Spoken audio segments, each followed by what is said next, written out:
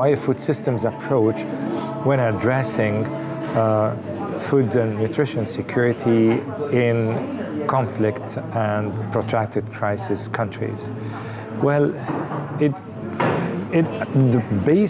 essential and most important reason is that the food systems approach allows us to address comprehensively all the different components of food security and nutrition, starting with the production of food, the food supply and value chains, all the way ending with the health and impact on people. And in countries that are in crisis, as well as in countries that are not in crisis, this is essentially the core, the basis of the most innovative and most effective approaches to look at food and nutrition security. Let me illustrate by giving a very simple example. Very often, when in the countries that are in crisis are exposed to situations of food insecurity, and the response has traditionally been, let's provide people with more food.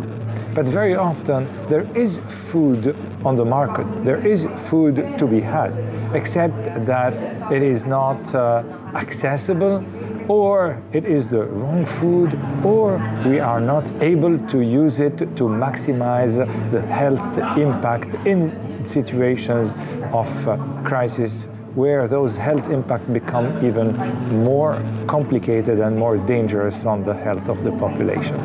And therefore, being able to look at the whole systems, starting with the availability of food and ending with the stability of the food supply, is only possible through an approach that takes into account the whole food system rather than just the food provision and the food availability dimension of it.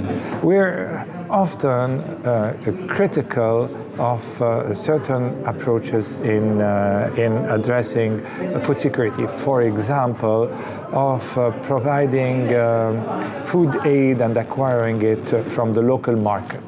And the usual critique, which is a correct critique, very rightful, is that this may benefit large traders who are able to take contracts for the provision of locally purchased food, which is what we do today, at the expense of smaller traders who will find themselves exiting the business and therefore creating more damages to the system.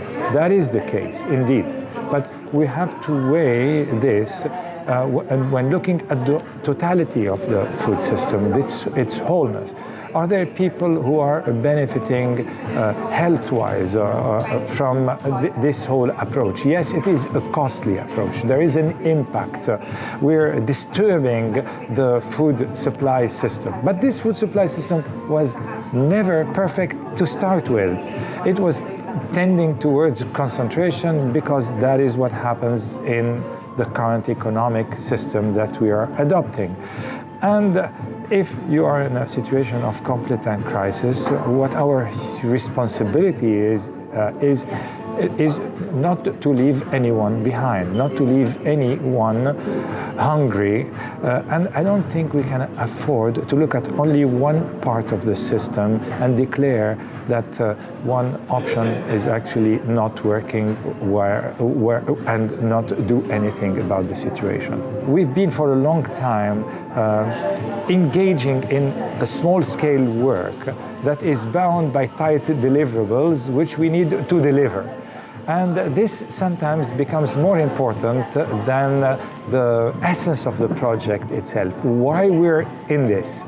We're not in it in order to meet our KPIs and achieve the stated goals. We're in it in order to relieve the pressure that a situation of conflict or of protracted crisis has unfairly put on human beings. Are we really doing that? Very often we're taken by our deliverables, by our KPIs, and we tend to forget the human dimension of the work we do. It does happen. The other issue is that we engage, and that is, by the way, not unrelated to the first issue, we engage in projects that are by nature short-term. This is not a new critique. This is a critique that's been around in the development environment for a very long time. The typical lifetime of a project is 3 years. The typical time it takes to change things is 30 years. How do we make these meet? This is our big challenge if we really want to operate change.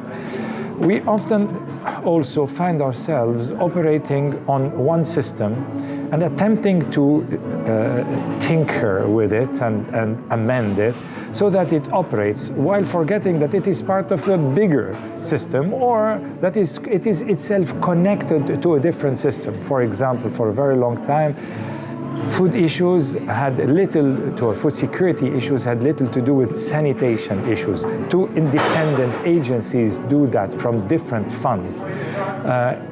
Yet food security cannot be achieved without these two being together. So how are we doing this? Let's put our house in order at the donor's end, at the implementing agency end, before we ask the recipients and the receiving governments to put their house in order and organize the way they receive aid. Or better, in fact, let's put our house in orders together in synchronization, and I'm sure we can then achieve a far better impact.